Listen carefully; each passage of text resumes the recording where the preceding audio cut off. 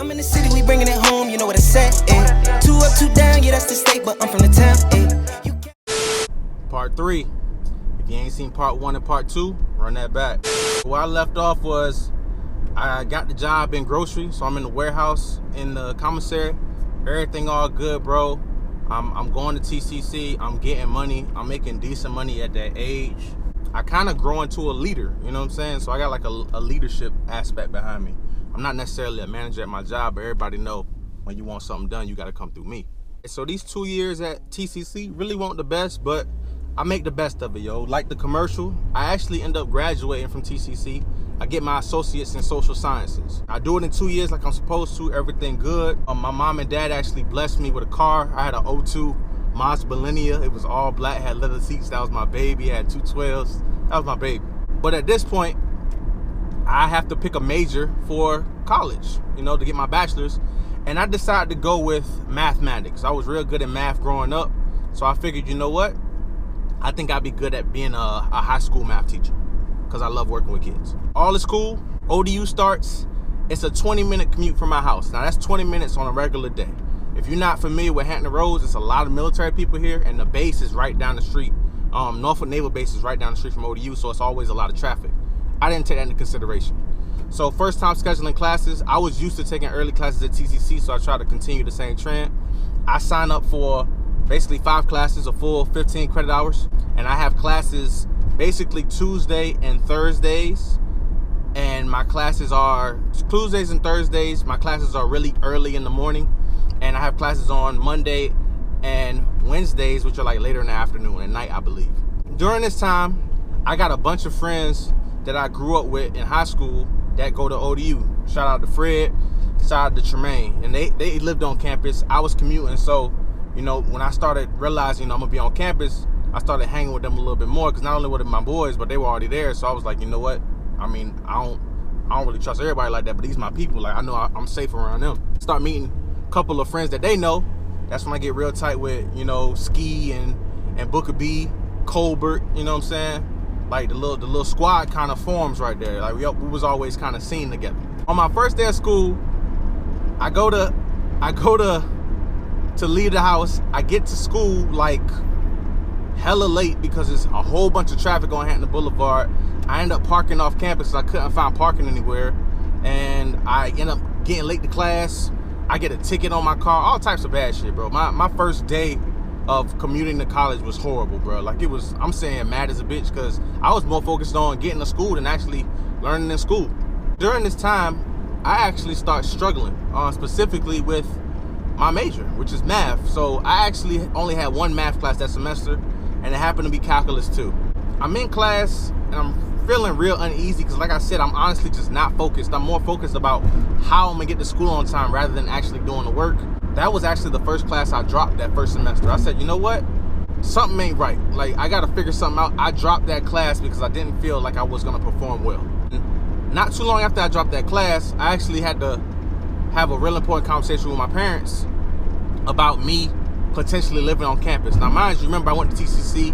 They were kind of semi-opposed to me living on campus. They were just looking at the cheaper way out, in my opinion. And I don't blame them for that, but because it was their money that was paying for it.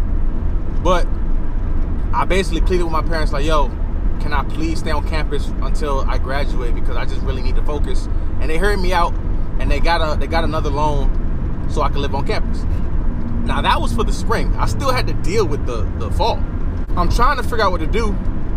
And one day, I'm actually kicking it with Maine at his dorm, and I'm like, bro, hey, can I ask you something? He's like, what's up? I'm like, bro, you think, like, it was his roommate was actually Marcus, you know what I'm saying?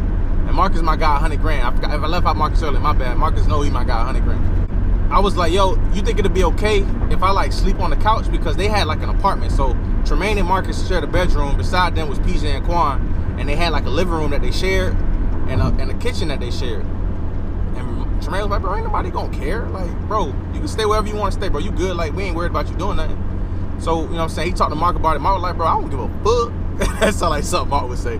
But essentially, PJ and Quan was cool with it. Nobody had a problem. So what I started doing is on Monday nights and Wednesday nights, I would go to work. After work, I would go home, take a shower, change into like some chill clothes, pack you know what I'm saying, a blanket, nigga, pack a pillow, drive to campus late at night at ODU, drive to campus late at night, and I would just kick it with the fellas and sleep on the couch. So the next day when I had 8 o'clock classes, I just wake up, brush my teeth, put on some clothes, and head straight to class so I wouldn't be late anymore.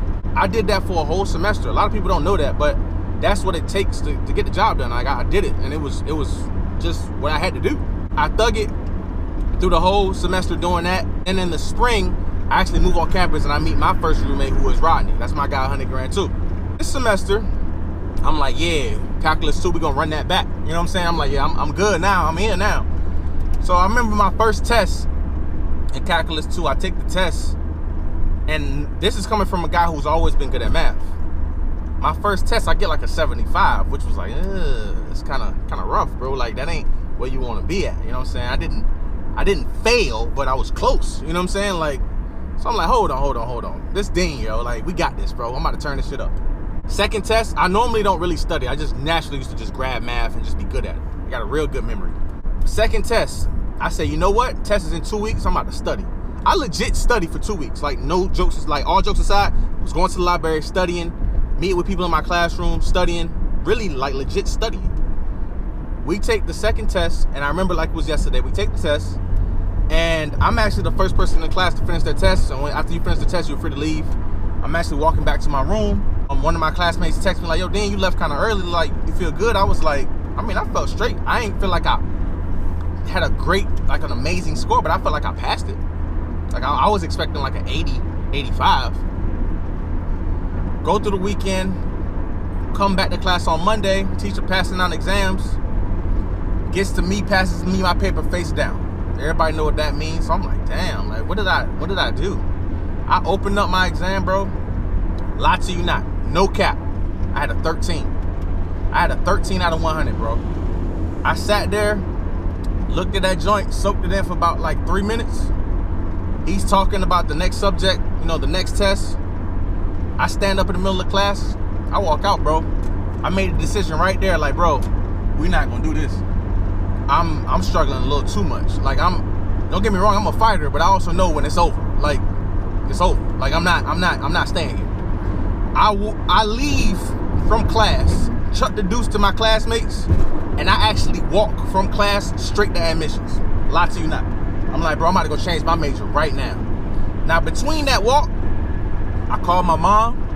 I said, Mom, I told her what happened. She couldn't believe it. She was like, yo, you try harder. Like, I'm like, Ma, this ain't it. If I do this, I'm gonna be in college a lot longer than I want to. Like, and in my head, I'm more so thinking about my parents' money. Because I'm like, yo, they giving me money to stay here. If I stay in doing this, I'm gonna be here longer and they're spending more money. I don't want to put that on my parents. I'm trying to figure out what I should change my major to.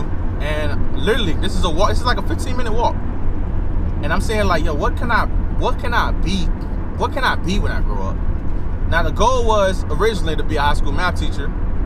But I decided, you know, my real goal was I wanted to work with kids. So I decided I'm gonna get a criminal justice degree. And my goal was to become a juvenile probation officer, because I would still be working with kids, it'd be troubled youth. And I was like, you know what? If I change their life, bro, I did my job. Changed my major to criminal justice. My next year and a half at ODU, bro, I got a bunch of memories, which I'm not gonna get into. But my people know my people. Like I said, Maine, Mark, Fred, Colbert, Ski, Booker B, Nut, family for life. That's not in question. I end up graduating on time. I graduate and I get my bachelor's in criminal justice. And at that point in time, me, Tremaine, Mark, Fred were living together. I was the first one to get my degree. So unfortunately, I had to chuck the deuce to my boys. It was a sad day, but they had to stay and continue. They had to stay another semester to get their degree. I was leaving. After I graduate, I get the piece of paper and I'm back to the crib, bro. During this time, mind you, I worked all through college. Basically, a lot of my college experience was a little bit different because I didn't have a lot of free time. I worked all through college. I go back home. Now I'm living at home. Now I got a little bit of money saved because I was real good at saving money, but I'm still essentially working 10 minutes from the house.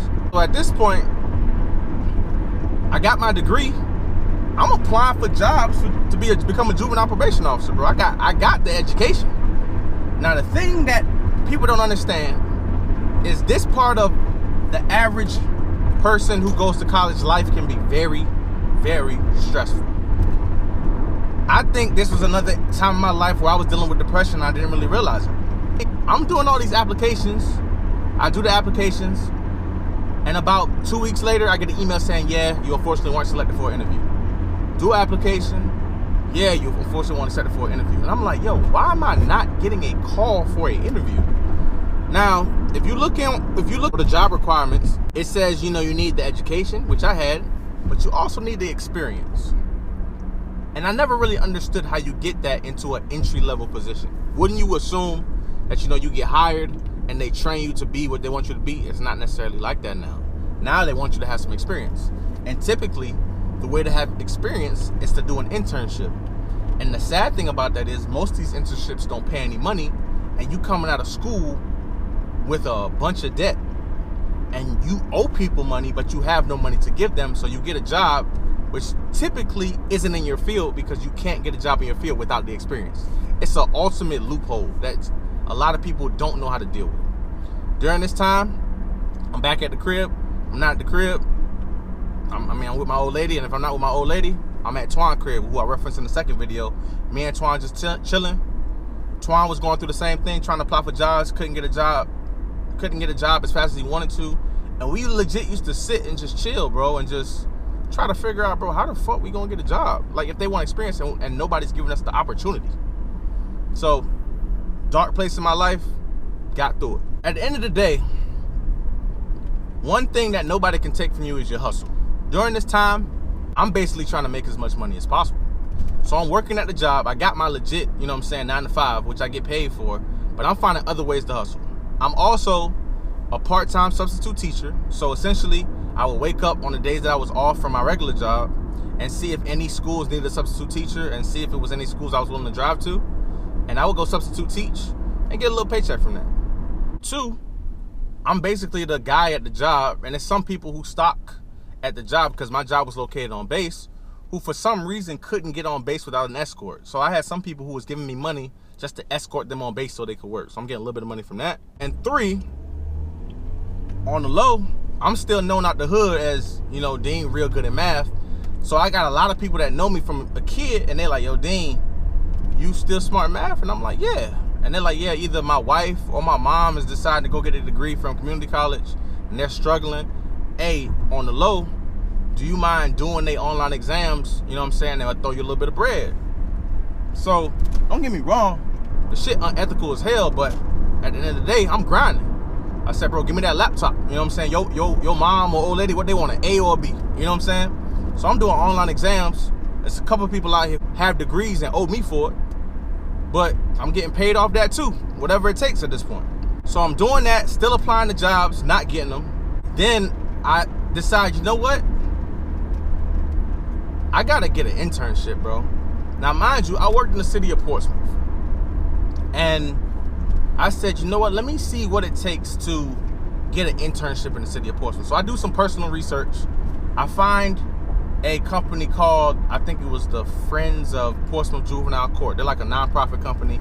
I meet with a very, very sweet lady. I cannot remember her name for the world. And I tell her my situation. I say, hey, I'm looking to be an intern.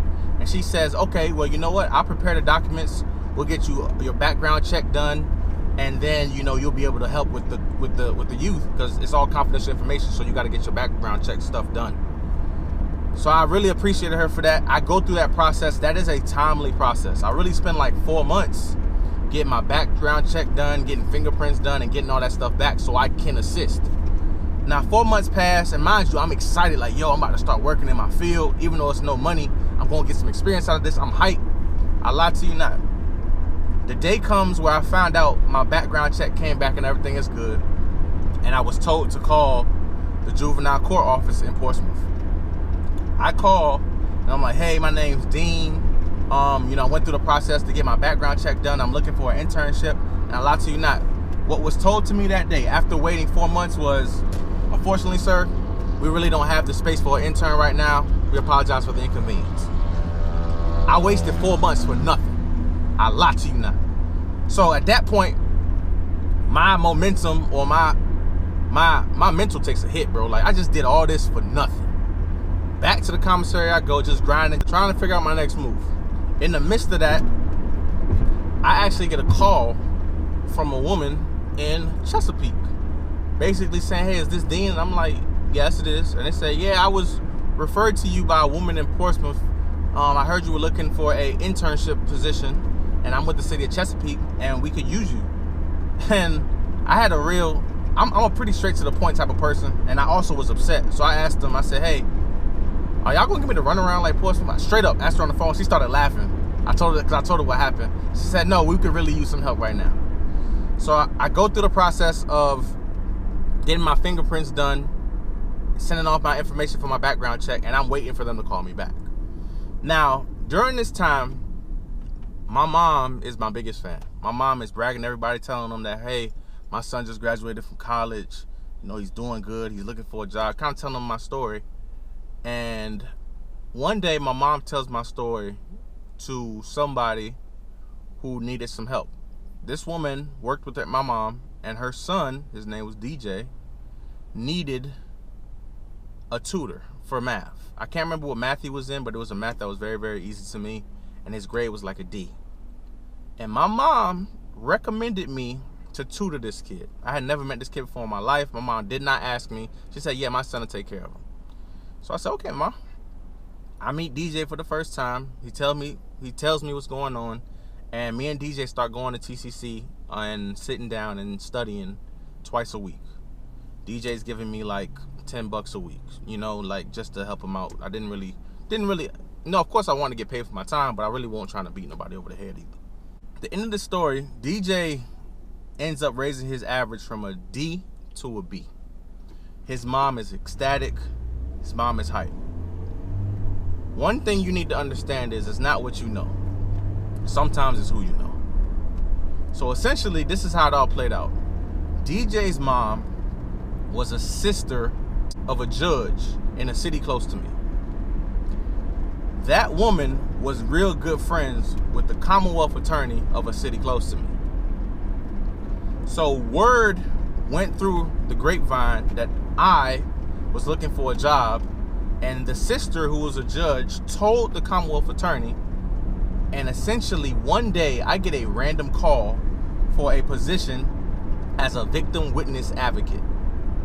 I did not apply for this job, and at first I thought it was a joke because somebody called me and said, is this Dean Rowe? Yeah, I'm calling you to schedule your interview for this position. And I'm like, what? Because I didn't apply for the job. Lie to you not. I didn't even know what the job was. I just knew it was in my field.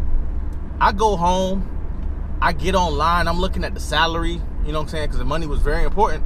I'm like, hey, you got victim witness advocates making this much money, yo. Like, yo, this is a real good job. Like, I'm talking to all my friends about this. I'm hyped.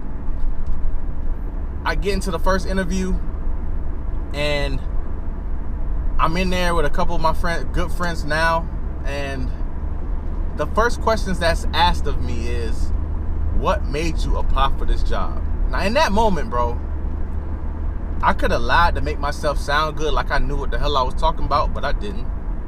And me being me, bro, I kept it 100. And I looked at the Commonwealth attorney and said, I didn't apply for this job. He looks down at his paper, looks up at me, never changed his demeanor. In the back of my head, I'm like, I just fucked this whole opportunity up, bro. He asked me some more questions about, how do I think I would fit into the position? And I'm answering the best I can. And he said, okay, thank you for your time. We'll be in touch. I leave. I'm walking back to the car, dumbfounded as hell. Like, bro, I just fucked up the whole bag. A week later, I get a call from the Commonwealth Attorney's office. They're like, Dean, we want you to come back for a second interview. So I come back, and the Commonwealth Attorney looks me in the face and said, Dean, one thing I appreciate about your interview is that you were completely honest with me, and I see who referred you. I'm going to tell her what happened, and she going to laugh about it. So I'm like, okay, cool. He said, you're a finalist for the position. We're going to think about it, and we're going to call you back. But I wanted to meet you in person and let you know this. I said, sure. Now, during this time, I am interning in the city of Chesapeake. In order to do that, I had to quit my job at the commissary. because I couldn't intern 9 to 5 and still work at the commissary. So it was a hard decision. I mean, I didn't want to leave Miss Carol behind. She didn't want me to leave. But I was like, in order for me to excel the way I want to excel, I gotta move. And she completely understood. Now, also during this time, I worked in the warehouse. And at night, if you don't notice, is some places, like some grocery stores, you got people who stock at night. So the way the commissary works is you got individuals who have accounts with certain companies to stock their product. And they do it basically 6 nights a week. And everybody wanted a night off. So when people got wind of, hey, yo, Dean leaving, they was like, yo, Dean know the store like the back of his hand.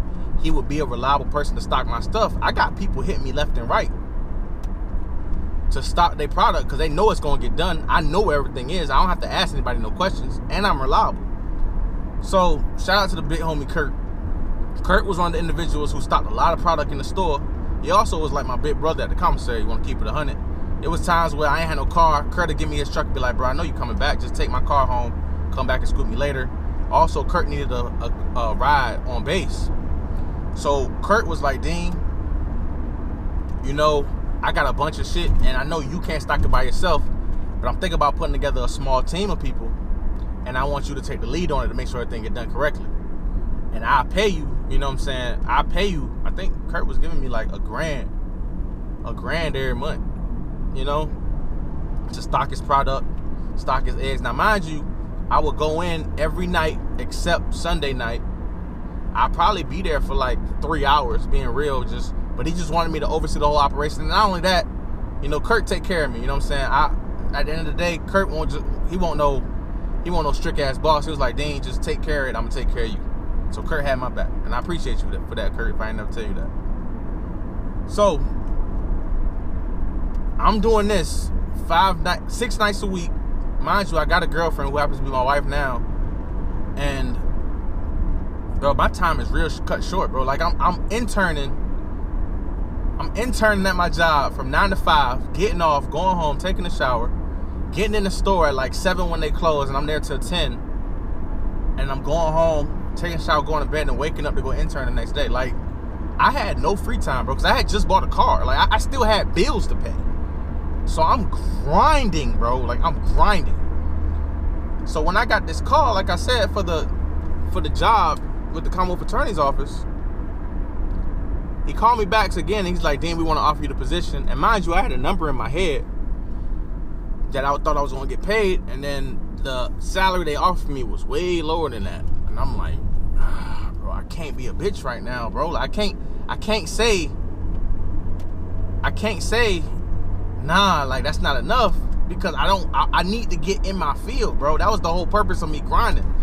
So I take the job, and during this time, I'm still stocking at nights. You know, I'm still stocking at nights. So I'm working a 9 to 5 and still stocking at nights to make ends meet. I'm making it all work. So I do that consistently for a year. I do that for a whole year, bro. A whole year. Bust my ass for a year. And then eventually I get a call from the internship, because when I got the job with the Commonwealth Attorney's Office, I had to quit the internship where I wanted to be. I get a call back from the office where I internship at a year later, and they're like, Dean, a spot opened up. Make sure you apply. I'm like, this it, bro. We gonna have to shoot right here. I do the job application. First time in my life, bro, I get a call for an interview. And when I get a call for an interview, the secretary who knew me by name, she's smiling. She laughing on the phone like, Dean, you got an interview. And I'm like, let's get it. Nail that interview to the cross, bro. They call me back like, Dean, you got the job. Bro, I remember going home, bro. I remember going home and telling my mom I got that job, bro. I told my mom in the hallway I got that job, bro. And I just broke down crying, dog. Because it was like the pursuit of happiness, bro. That's why I like the pursuit of happiness so much, because I finally got that goddamn job, bro. And I fucking broke down crying, bro. And I hugged my mom, bro. And I was like, bro, I knew we was going to get here, bro. My mom started crying. She was so proud of me, bro. Got the job, bro. So I become a juvenile probation officer, intake officer in Chesapeake. And I'm there. Life is good, man. Me and my wife, well, me and my girlfriend, you know, we end up getting married. And during this time, you know, she's working too. She graduates from from her school, and we both got consistent jobs. And we decided, you know, I proposed to her, and we were talking about having a wedding. And then eventually we was like, you know what? Instead of having a wedding, let's buy a house. Because during this time, me and her had been saving money. So I had a little bit of money saved up, and I qualified for a first-time homebuyer's loan. I buy my first house at 25. She's 23. I buy my first house, bro. And life is good, bro. At that point in time, I got an entry-level position in my field. I'm getting paid a salary. It's not a lot, but it's enough to make ends meet. I buy a house. I'm married. I got a dog. And I make just enough to get by. You know what I'm saying? Like, life is good. I got nothing to complain about. I wear a suit and tie to work every day. And I have a good reputation. And I do a lot for my community over the span of 3 years. But the problem was, I was a dreamer. My office was right beside a woman by the name of Miss Lisa Walker, who was a co-worker of mine. And she was a Delta. I always joke on her for being a Delta. I call her a blood, but that's a funny story. But whenever I had downtime, I would go in Miss Lisa's office. Miss Lisa's like my big sister. The big sister I never had. I would go in Miss Lisa's office, and I would say, you know, Miss Lisa, you know, I'm going to work hard. And one day, you know, I'm not going to be in the entry-level position. I'm going to own this place. Like, this going to be mine. Like, I'm going to be the director. And, you know, I'm going to save my money. And I'm going to buy another house. And then on this year, and I plan to have kids this year. I was real precise with my goals. And I know I used to talk Miss Lisa's head off. And then one day, I'm in the middle of telling my goals. And Miss Lisa said, Dean, let me tell you something. I said, what's up, Miss Lisa? And Miss Lisa looked me square in my eyes. And she said, Dean, I've been at this job for 32 years. And I'm still in this position now. It's a lot of politics when it comes to jobs like this. Now, mind you, I believe in you. I know how hard you work. I know how good you are. But to do what you're trying to do, you're not accounting for how long it's going to take you to get there. And my advice to you is, Dean, you're too good of a worker. You're too good of a worker and too hard of a worker and too much of a dreamer to be in this position. You bigger than this job. And that conversation changed my outlook on everything for the rest of my life. Because I had somebody who wanted it as bad as me and got it and was there for 30 years tell me, you don't want to be here like me in 30 years because you worth more than that. And Miss Lisa, I appreciate you for that. Always will. Because she kept it 100 with me. She told me, do bigger. And that's part 3. Make sure y'all stay tuned for part 4. Gone.